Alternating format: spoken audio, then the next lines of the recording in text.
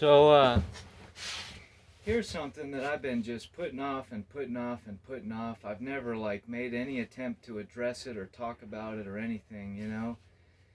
But over the year, but throughout all of these years that I've been traveling and stuff, people have followed me around, and it's all a conspiracy. They follow me around and they manipulate, they drug me, and then they follow me around with video cameras spying on me and shit. Like they'll put drugs in your food, or they'll put drugs in your mouth while you're sleeping, or they'll whatever the case may be, and then they'll do a bunch of crazy stuff, and then they tell everybody, see, look, this guy, that's crazy, because keep in mind that 99% of everything I ever did wrong in my life happened between like 16, 17 years old. That's just a fact, you know. I pretty much haven't done anything wrong since before I was 18. In my entire adult life, I have not caused a single problem. I've not done damage to anybody's property. I've not done, I just simply have not done anything wrong, anything at all, you know. Um, I broke the speed limit on my motorcycle. Maybe I jaywalked, or stupid shit. It's little stupid shit that is not wrong. It might be illegal, but it's not wrong. Stuff that doesn't affect anybody, that's not a problem to anybody. Sure, okay, I've done a little of that here and there. I'm not perfect, but keep in mind that when I turned 18, I got on probation, like at the end of that year. And I was on probation for 8 years, never broke a single law, didn't do a single thing wrong, didn't get violated, didn't fail a drug test, nothing. Absolutely nothing. I absolutely did not break a single law at all. Did nothing wrong.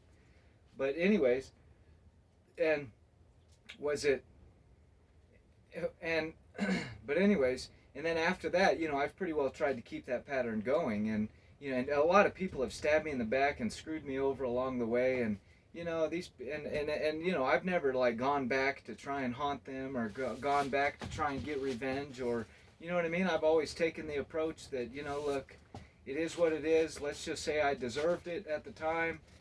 Call it karma, call it whatever. Like I'll accept the consequences of my actions. You know what I mean? And that's the way I've always looked at it. And because there's a whole bunch of people that have screwed me over when I was on probation. After I was off probation, for the last 14 years, there's a whole list of people, and I've never gone back and messed with them. I've never done anything to their car, to their house, to their nothing, nothing.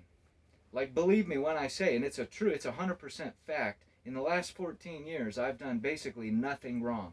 Nothing.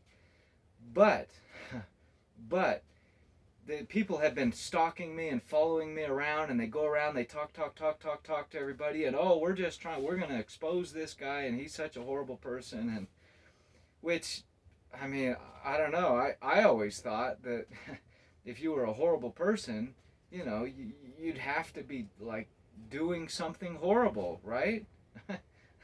Wouldn't that kind of help the case a little bit, But apparently people don't think that way. I don't know. It's kind of just been a big mystery to me. Like, why, considering all of the facts, considering the fact that I have done nothing wrong in the last 14 years, like, why do people, everywhere I go, they're always trying to set me up? And when I was in Boise, Idaho, I was homeless and living off a bicycle at the time, and they would always get these little underage girls to come hang out around me, and then I would move to another spot because they'd get some guy to pull up with a camera and record me on his phone, and it just used to piss me off. And I would move, and they would follow me, and then I would move again, and they would follow me again, and oh my God, it's like, what are they trying? Who do you think I am? For Christ's sake, who do these people think I am? Oh, that just used to piss me off. But anyways. But when right before I left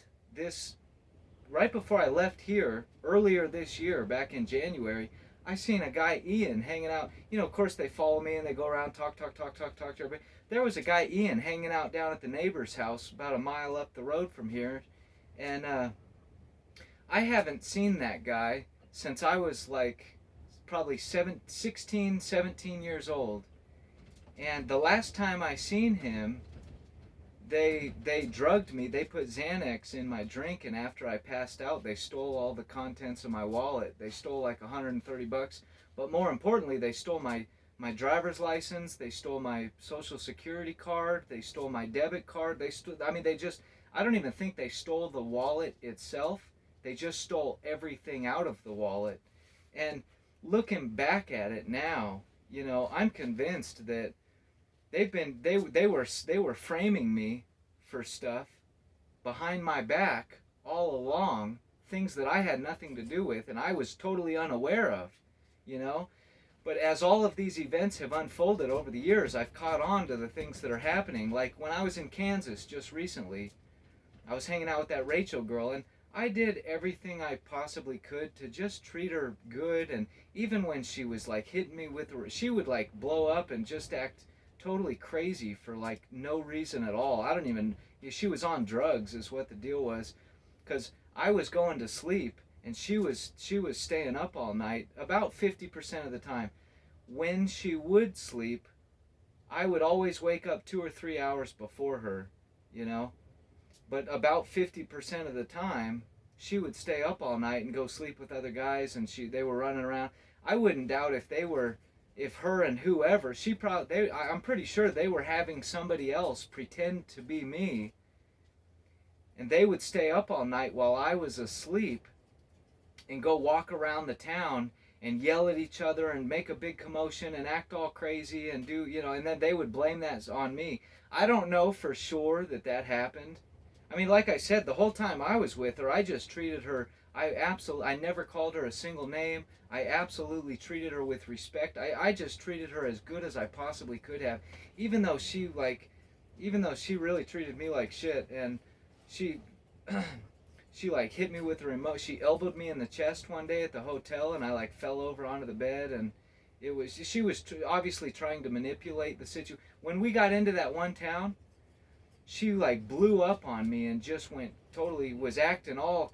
When we weren't in town, she acted like just the perfect person to be around, just your best friend.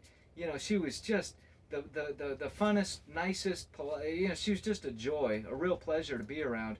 But then anytime we went into a town where there was other people around, oh my gosh, she was total opposite. She was like a completely different person. I didn't even know her anymore. And she would just like she would throw a huge fit over, like, I don't even know why. Just absolutely, because she was trying to manipulate the situation. They were trying to, put off a certain image to other people, even though it wasn't true, and even though it was totally, the whole thing was they were just putting on a show for people, and they were having people spy on us with cameras, and because they were trying to manipulate the situation. But that's completely dishonest. That is completely dishonest, but I wouldn't doubt at all. If that back 15 years ago, and this was about 15 years ago, that night when they drugged me with Xanax and they stole all the contents of my wallet, like looking at all of the stuff that has happened in the last 15 years, like people wouldn't act the way they act if they knew the truth. Like if people knew that I haven't done a single thing wrong in the last 14, 15 years, people, it wouldn't justify the type of reaction that people have been giving me. People wouldn't act the way they act if they knew the truth, if they actually knew the situation.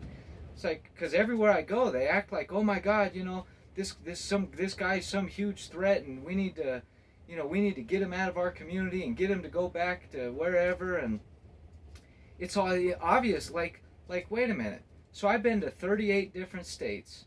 Other than my hometown, back before I was 18, I haven't done anything wrong in any state, like I haven't stole anything, I haven't broke anything, I haven't vandalized anybody's property. I haven't done anything wrong in the last 14 years. And I'm 31, I'll be 32 in a couple months.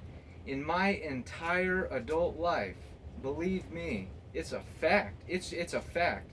I have not made a single enemy. I have not done a single thing wrong. I have not victimized anybody. I haven't lied to anybody. I haven't vandalized anybody's property. I just simply haven't done anything wrong. Anything, you know? And so it's just crazy when the way that people come at me and have this like this it's just like somebody's lying to somebody, you know? People are being lied to. That is the problem. And when I was in California a while back, I was living out of a van. I was living out of a van. I pulled into some town in Southern California. I was on my way to Bakersfield. And so I pulled in, and Lowe's was always my go-to spot because they have the best Wi-Fi out of anywhere. Lowe's always has the best Wi-Fi in the parking lot. So that was my go-to spot when I was living in the van. I would park in the parking lot, watch YouTube videos until I fell asleep. Well, the next day, I woke up and there was trash everywhere. I mean, the whole town. Like, that night, somebody had went through every dumpster in the town and they just took everything out of the dumpster. And I mean, stuff was blowing through parking lots, stuff was blowing across the road. Cars were running into stuff. There was plastic blowing. I mean, it was just and before I left that town, I drove down to a tobacco shop a couple miles down the road. And as I was on my way to this tobacco shop, I noticed like every single spot in that area, that whole strip, that main strip, I mean, there was just garbage everywhere. Every single place that had a dumpster, somebody had gone there and just pulled everything out of the dumpster. I mean, and they didn't pick up anything. Huge, I mean, garbage blowing everywhere. And so the next day, I was like, this is what I woke up to in the morning, and I mean, just trash everywhere. And so I go to the tobacco shop, I buy the tobacco, and then I came out, and of course they had a dumpster. And so there was garbage everywhere, blowing across the parking lot, just stuff everywhere. And I noticed some guy over there picking it up. And I thought, well, I didn't have nothing better to do, and I thought, what the heck? I'll do my good deed for the day, and I'll go help this guy pick up the trash. So that's what I did. I went over there and I started helping him. But as I came out the door, there was this like real suspicious guy like standing on the side, and he was just eyeballing me the whole time. Well, then after I came out, he went in and talked to the guy inside the tobacco shop, and when he came back out, he walked straight to me. Not to the other guy, not to any of the other pedestrians on the sidewalk, not to anybody else. He walked out of the tobacco shop and went straight to me. I've never seen the guy before in my life. I had absolutely no idea who he was, And so, anyways, and he said, hey, when you get done picking stuff up, the guy in the tobacco shop wants to talk to you. I'm like, oh, okay. I thought the guy was going to say thank you for going out and picking up all his garbage. That was his parking lot. I didn't make that mess. I had nothing to do with it. Why would I, I thought he was going to thank me. A free soda would have been nice.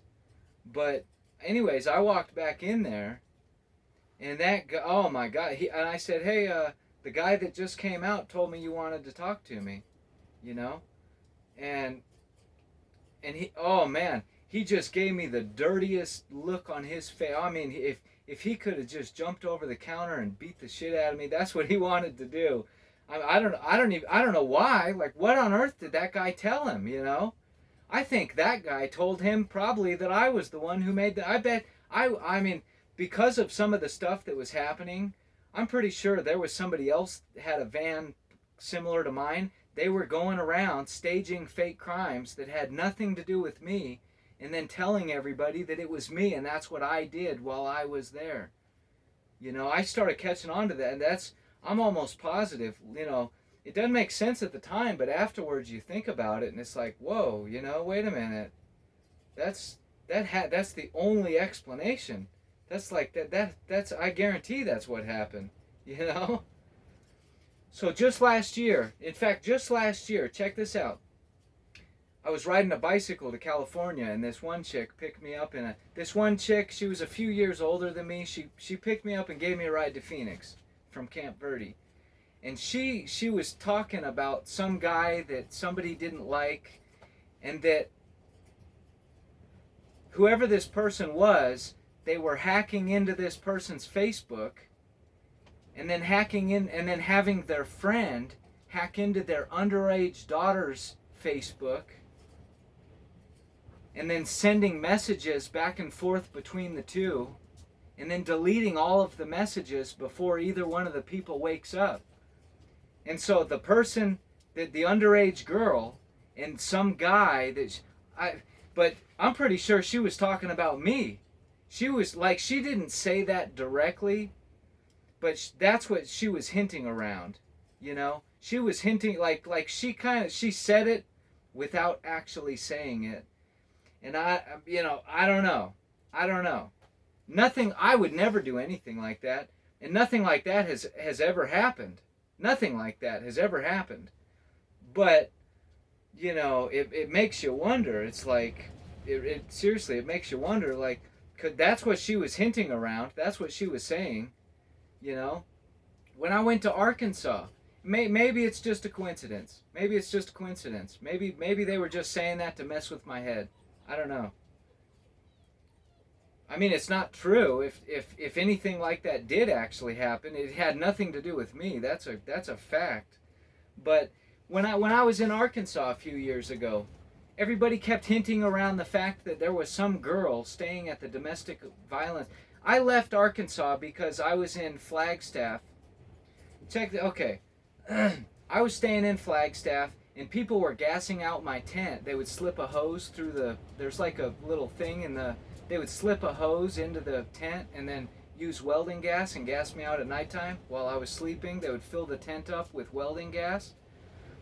And so all of that stuff was happening in Flagstaff. I was only there like 3 weeks.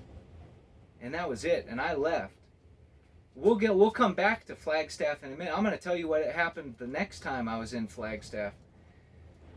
But nonetheless, that's why I left Flagstaff, and I was talking to some people I knew in Arkansas, and they basically talked me into going to Arkansas for the winter. That's what happened.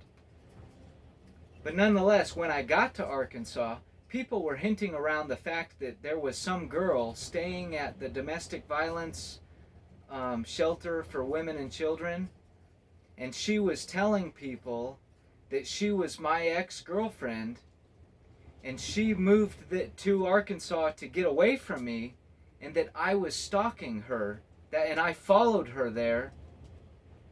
And once again, is that true? I don't know. I have no idea. Who is this girl? Who is she? I wasn't stalking anybody. I went there to get away from the people that were stalking me. People were stalking me, and that's why I went there, to get away from the people that were stalking me back in Flagstaff.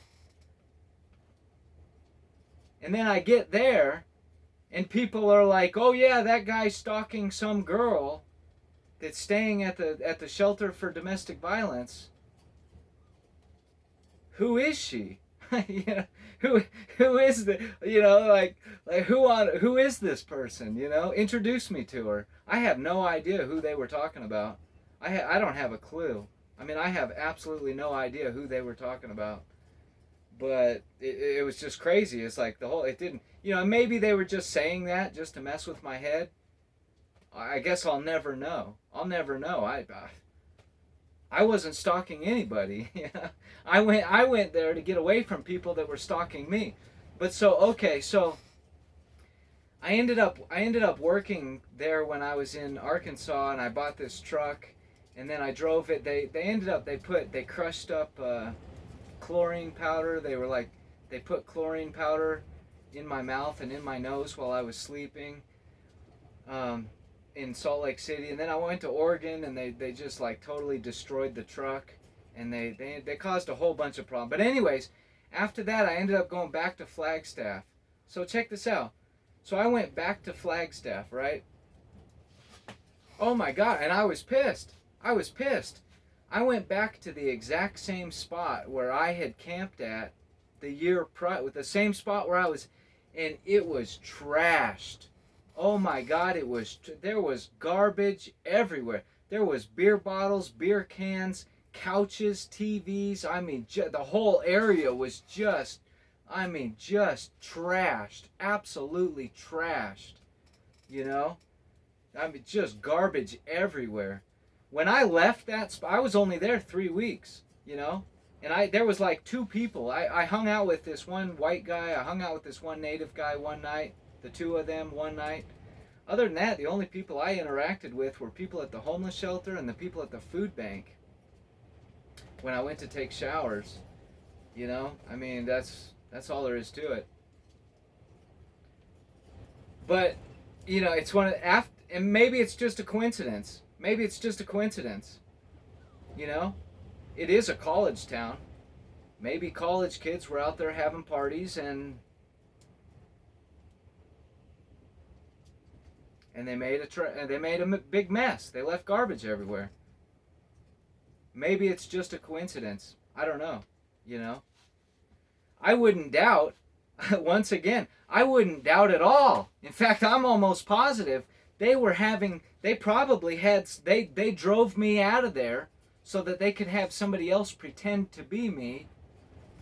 They probably, you know, and then throw parties and then act a fool and do all kinds of crazy stuff and leave all kinds of garbage. And then they would go around to the local community and tell everybody, oh yeah, that's that doggone Nick Nelson again. He's out, you know, raising all kind of hell and blah. Like, you don't even understand. That's the kind of stuff that would not. I'm almost positive that that's what happened. But I don't know. I maybe not. Maybe not. I don't know. Like, I wasn't there. You know, nobody ever directly said that to me.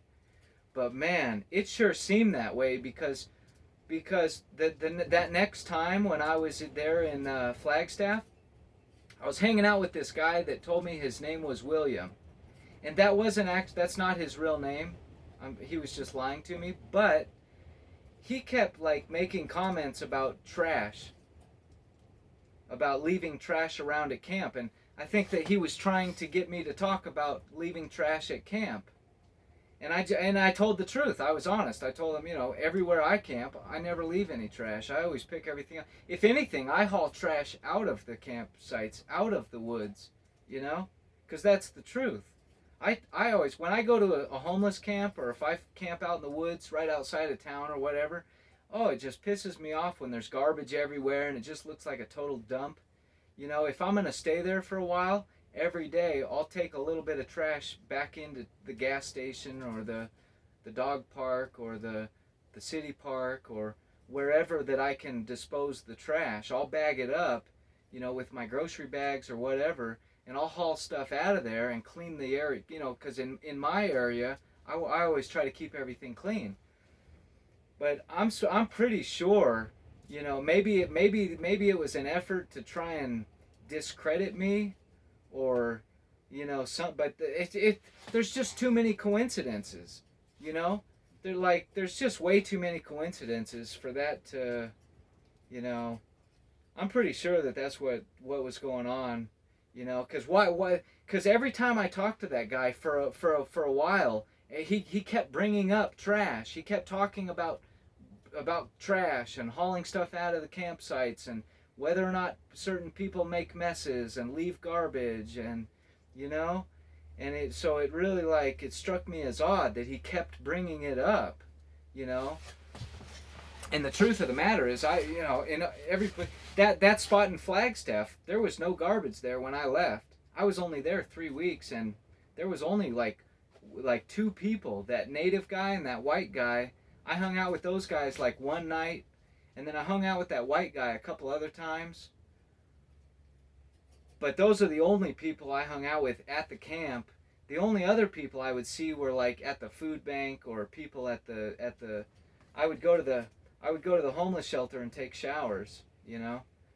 All the homeless, that's what you do. You know, if you're homeless, you go there, you take your shower and talk to people and whatever, and then leave.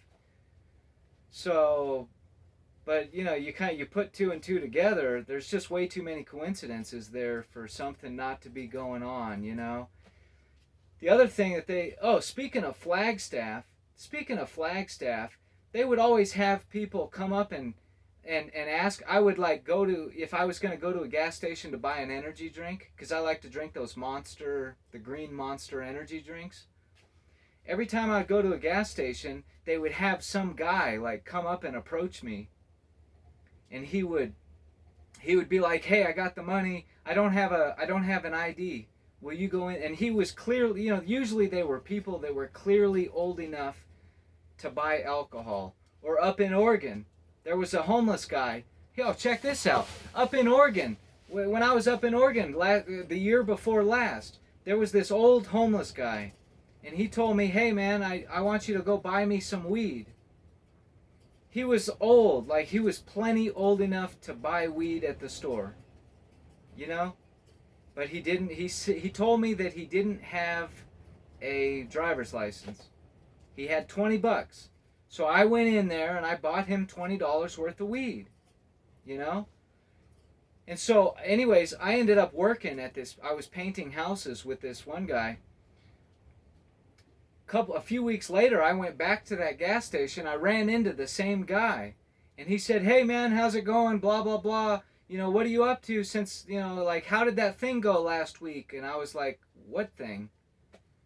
He said, "Don't you remember that thing you were telling me about last week on Thursday, when me and you sat out front here and smoked a joint?" And I told the guy, I don't even smoke weed. What do you? I've smoked weed twice in the last 15 years. That's the truth. I was in Oregon both times, but I never smoked with that guy. And anyways, regardless, you know, generally I don't smoke weed. I just don't, you know. But that guy, he was like, "Yeah, last week on Thursday, we stood right here and smoked a joint." And I'm like, "No, you got, you know, you must have the wrong person. You got to be talking about somebody else, you know, because last Thursday I worked from morning till night, and I went straight back to the homeless shelter. I didn't even stop, and I didn't smoke weed. I didn't, you know, like, I was like, what are you talking about, you know?" And he said, "Don't you?" He was like, he persisted. I mean, he was just like, "No, that was you, and we were standing right here." And I'm like, "Dude, I don't know what to tell you. It wasn't me. Last Thursday I worked all day, and I went straight. In fact, I didn't even drive. The other guy, Dwayne, he picked me up from the homeless shelter. I worked all day, and he dropped me straight back off to the homeless shelter. And I wasn't even at the gas station that day. So what, you know?" The whole thing just didn't make any sense to me. He insisted, "No, it was you, and we stood right here and smoked a joint." Like, dude, no, it's not possible, and it wasn't me, you know. So I don't know, man. I don't get it. Maybe they just do this stuff just to screw with my head, you know, or do people actually, or is there someone actually following me around, pretending that these things are, you know, doing things and pretending to be me? I don't know. It sure seems like it. That's what everybody is saying. But it's just crazy. I mean, it's I don't know what the hell they're talking about, because that's not true. In fact, just recently, I just got back here a month ago. And so I called and called and called. I'm trying to get them to unlock my Amazon account. I don't have the same phone number that I had like 2 years ago or last year or whatever. And so I'm trying to get customer service to unlock my Amazon account. Well, apparently, they're telling me that apparently I can't get my Amazon account unlocked because of some type of fraud dispute that they say needs to be resolved. Fraud? What do you mean fraud? There's never been any type of fraud on my account. Ever. Ever. I've never reported a fraud. I've never been involved in a fraud. Nobody has, like, I've never noticed fraudulent charges on my thing. I mean, I don't know what the hell they're talking about. I've purchased like 5 things off from Amazon in my entire life. And they were just, I ordered them and I paid for them and they showed up. I mean, I have nothing to complain about. I never, you know, uh, I never challenged the charge. I've never even returned something. Like, I have no idea what the heck they're talking about. I have no clue. What are you talking about, But it's just, the whole thing just seems crazy. Like, I still to this day, I cannot get my Amazon account unlocked. I've tried everything. I spent like 5 hours, like over the last couple months, I've spent like probably 10 hours on the phone with